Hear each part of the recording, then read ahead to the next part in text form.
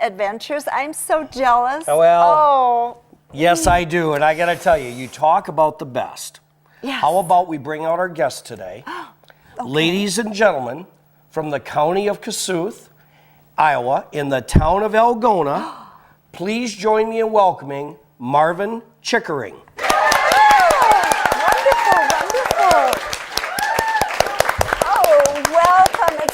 Good to have you It's here. fun to be here. Wow. Thanks for the invitation. Yes. Now, you're from Algona, Iowa. Tell us about Algona.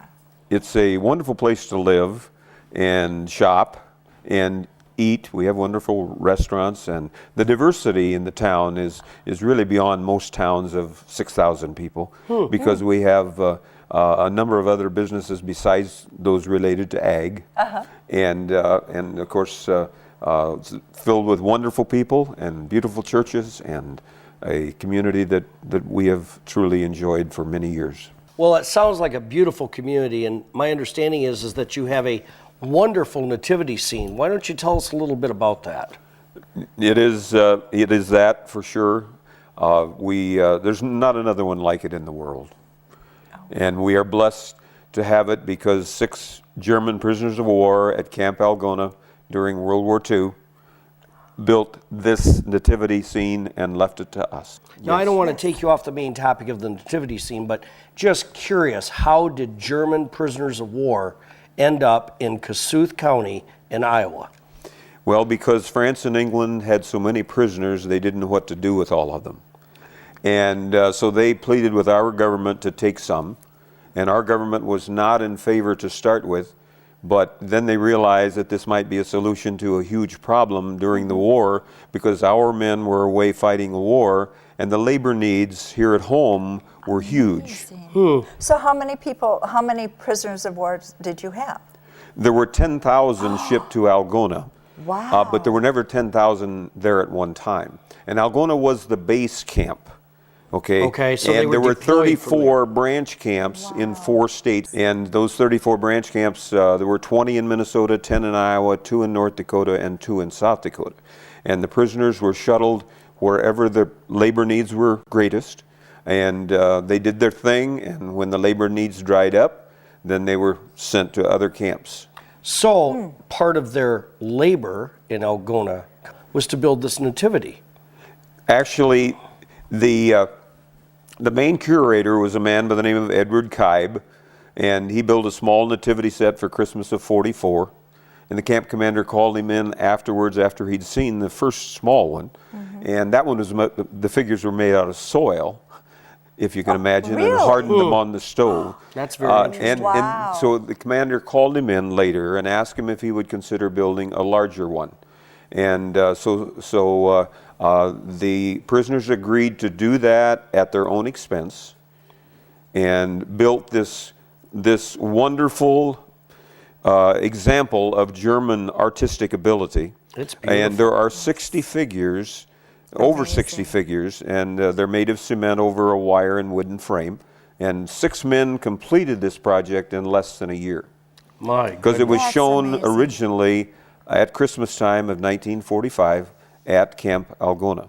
My goodness. I mean, you have a wonderful brochure here of the whole history and a picture of it, and it is just remarkable.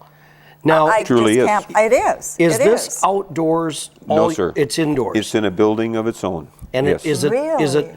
always set up? Oh, yes. It's set up all the time. Okay, and so many people call and ask that question, and I simply say the camels weigh 500 pounds each. My goodness. Oh. The human figures are around 100 pounds, and the sheep are like in the neighborhood of 40 pounds. And there's a cow and a burro and so forth. So no, they're not moved. Wow. Now, are they life size? Half life size. Half life size. Well, that would be life size to me. Sorry, a little short humor there. Okay, so is it difficult to get volunteers to come in? And I'm presuming you have to have someone explain basically. Yes, well, we have a nativity wonderful narration which helps with that. But as the committee chair, I'm the one that people contact when there needs to be a bus, when a bus tour wants to come, or when people want to come. And basically, then the main viewing time is in December. and sure. we opened the first Sunday in December on December 4th this year. Oh, okay. And I went before our church congregation last Sunday and started the sign-up process.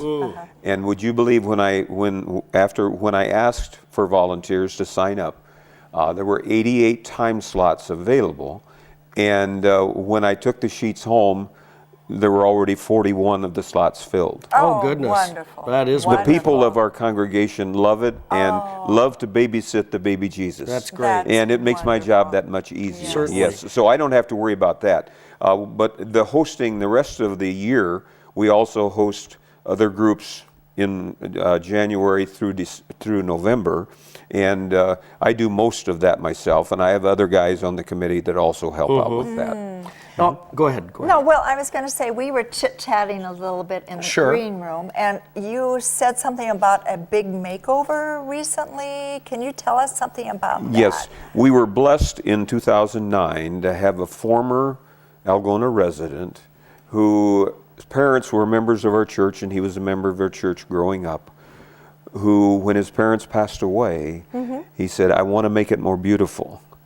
So he stepped forward with thousands of dollars What a and nice enhanced gift. it tremendously Oh, what a lovely in 2009. That's great. And as time goes by, these cement figures crack and scale and so Oh, forth and I so know. on. So they have to Sure. be refurbished Sure. from time to time. I And can we did understand. that in 2009 as well. So now, how will Nice. it be?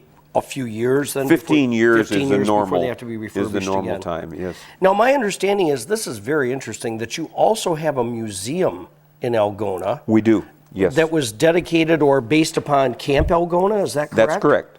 That's correct. And it opened in 2004. Okay. And this is operated by a group of people in our community separate from the Nativity. Okay. And I am also a member of the museum committee. Okay. And we work very closely together because the bus tours come to both places. Sure. And when guests come from afar and so forth and so on. So, yes, and it's a wonderful collection of memorabilia from the camp with examples of their artistic ability and examples of all sorts of the aspect of Camp Algona. I find that really fascinating that someone kept those type of artifacts, because you would think that after the POWs left, that everything would be Yep. thrown away. Well, a lot That's of amazing. and the prisoners gave some of these as gifts to some of the people in Algona I see.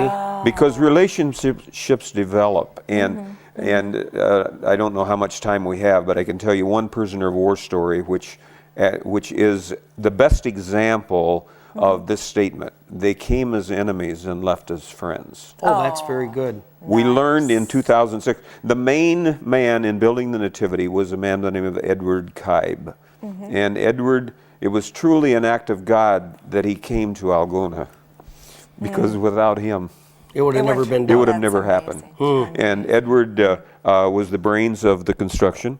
And for over 60 years, our information has said Edward Kybe and 5 of his friends built the Nativity Scene. Now, do you know the names of the other gentlemen? Well, in 2006, we learned one of them. Okay. The other 4 still remain unknown. Really? Oh, really? We got a phone call from a lady in Texas. She'd been on the website at the museum. And she said, my dad, Horst Wendlandt, was one of the other prisoners to help build the Nativity Scene. My goodness. And then she came to visit us and brought newspaper articles about her dad and asked her dad to write his POW story. Can I share it? Yes. Oh, please. And it's in the brochure too. Oh, please. But Horst began with, I don't remember much about being a prisoner at Camp Algona in 62 years ago, but I remember working at the canneries in Blue Earth, and then I started working on a dairy farm over near Lorenz for a Frank Miller. And one day on our trip over there, the truck had an accidente. Accident. I was Yeah, love injured it. in the mouth and couldn't take solid food. So I had to stay at the camp, and that's when I went to Edward Kybe and asked if I could help build the scene. A few days later, when he was well enough, he continued to go to Lorenz, and one morning Frank called him aside and said, our only son has been killed fighting the Japanese in the Pacific. When this war ends, I want you to come back here and be my hired man, and I will treat you as a son, and when I'm gone, I'll will the farm to you. He wormed himself right into that family. Now, this enemy, remember? Yes, yes, yes. Well, it didn't work out that way for Horst because just like many of the other German prisoners, when they got back to Europe, They did return then. all of them had to go back. Okay. And there were only 380,000 Okay. in the country All when right. the war ended. Okay. They all had to go back and be repatriated. Okay. Yes. Oh, okay. France and England kept many of them at slave labor for up to 2 years, working in mines and doing all kinds of other things.